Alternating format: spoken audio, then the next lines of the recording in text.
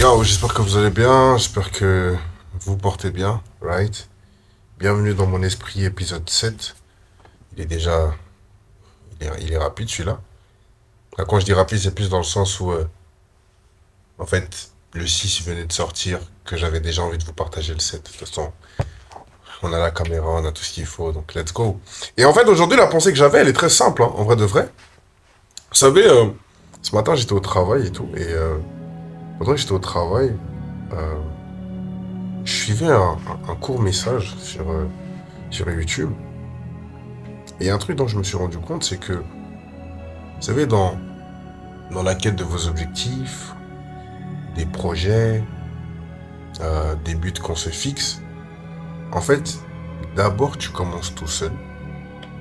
Et quand je dis ça, c'est plus dans le sens où tu commences d'abord tout seul parce que c'est ton idée, c'est ta vision, c'est ce que Dieu met en toi. D'accord?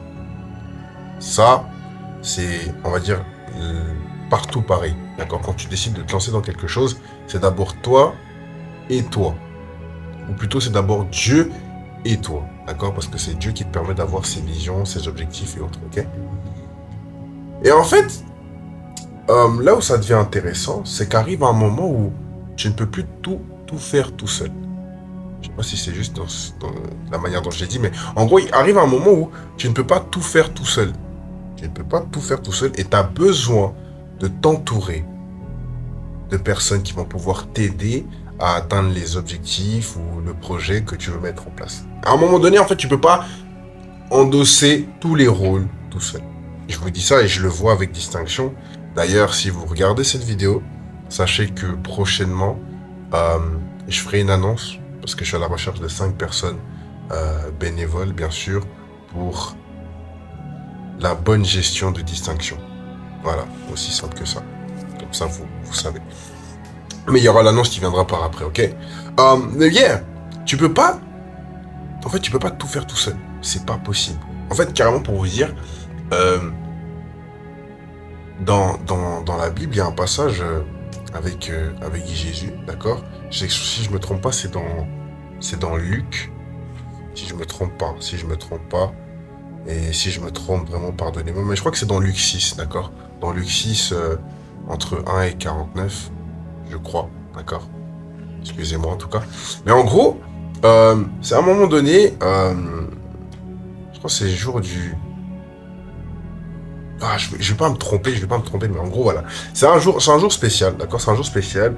Et en gros, il est attendu, d'accord? Il est attendu dans le sens où on ne souhaitait pas qu'il opère un miracle ou qu'il opère une guérison et autres, d'accord? En ce jour spécial, ok? Et le truc, c'est quoi? C'est que, malgré le fait que on l'attendait au tournant par rapport à ça, il va quand même le faire, ok? Il va quand même le faire et tout. Et voilà, il le fait, et autres, il opère la guérison. Et ensuite, il va chercher Dieu. D'accord? Il va chercher Dieu, sachant que de base, il était recherché. Carrément pour vous dire. Il était recherché, les gens voulaient à sa vie, vous connaissez l'histoire. Et lui, il va chercher Dieu. Et déjà, le premier enseignement, par rapport à ça, c'est que, vous savez, dans la situation où vous avez l'impression que tout le monde est contre vous, que les choses sont contre vous, le premier réflexe à avoir, c'est d'aller chercher Dieu. Simple. C'est d'aller chercher Dieu. D'être reconnaissant parce que Dieu vous permet d'être en vie, d'actionner, d'avoir des projets. Et en fait, c'est fou. Parce que si je vais plus loin, on se doit même d'être reconnaissant d'avoir de l'opposition. Je sais pas si vous allez me suivre sur ça. On se doit d'être reconnaissant auprès de Dieu d'avoir de l'opposition. Pourquoi? Parce qu'en fait, si tu n'as pas d'opposition, il n'y a pas ce... Comment dire? Il n'y a pas ce truc où tu dis... Je me bats vraiment pour quelque chose qui compte. Je sais pas comment vous dire ça. En vrai, s'il n'y a pas d'opposition, c'est trop facile. Et si c'est trop facile, t'es pas reconnaissant. C'est limite, tu commences à te vanter toi. Tu vois ou pas? Donc, voilà, ça, je glisse ça là. Ok, je glisse ça là. Mais il faut une opposition. D'accord? Il faut une opposition. Et lorsqu'une opposition se présente à vous, vous présentez ça à Dieu. D'accord? Vous présentez ça à Dieu, vous présentez la situation à Dieu, votre vie à Dieu. Et passez du temps avec lui afin que lui puisse vous donner les stratégies. Parce qu'il faut savoir une chose, c'est Dieu donne la vision et la provision, et dans la provision, j'inclus le fait qu'il y a des stratégies, que ce soit au niveau des projets marketing, relationnels. Dieu donne des stratégies. On retrouve plein de passages, si je me trompe pas, Faudrait que je retrouve. Eh Seigneur Dieu, pardonne-moi. Vraiment, pardonne-moi, j'irai lire ma Bible pour être plus fortifié et plus aguerri par rapport à ça. Mais il y a plein de passages où Dieu donne des instructions de guerre, carrément, pour vous dire. Il donne des instructions de guerre afin que les batailles soient remportées. Ok? Donc, il y a des situations où, dès que tu rencontres une opposition, tu la présentes à Dieu. D'accord? Et par rapport à ça, Dieu va pouvoir te donner les stratégies.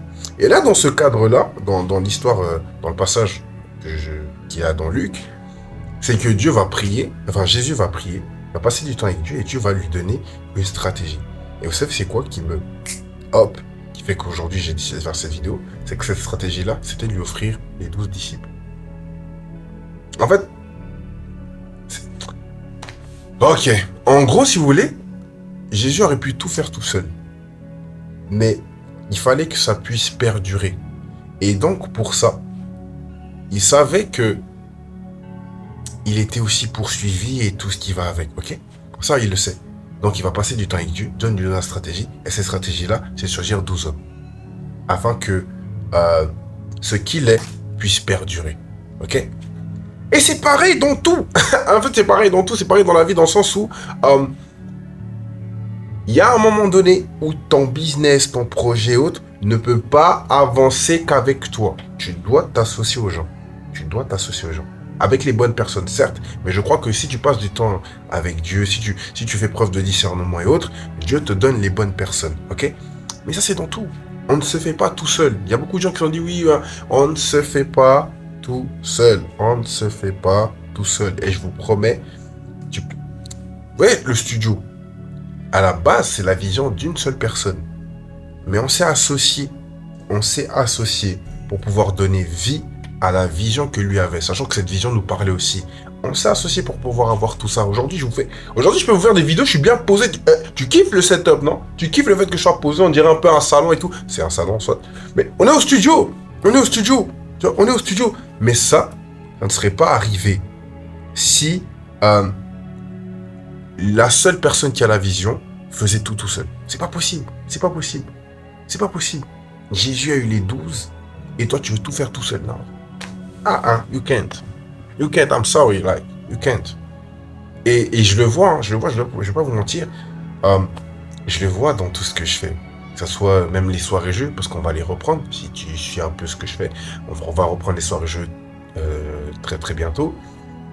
Mais je peux pas tout faire tout seul. Je peux pas tout faire tout seul. Et pour ça, il faut des gens. Il faut certes les bonnes personnes. C'est pour ça qu'on prend le temps aussi de choisir, de discerner qui nous suit pas. Mais tu peux pas tout faire tout seul.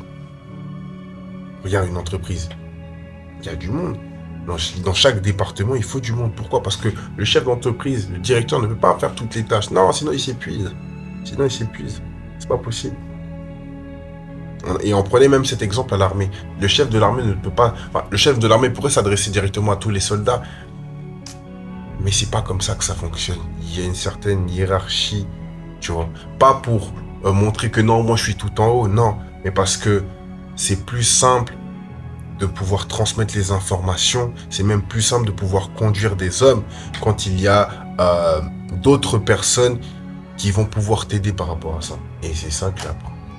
Ouais, c'est ça que j'apprends aujourd'hui. C'est que tu ne peux pas tout faire tout seul.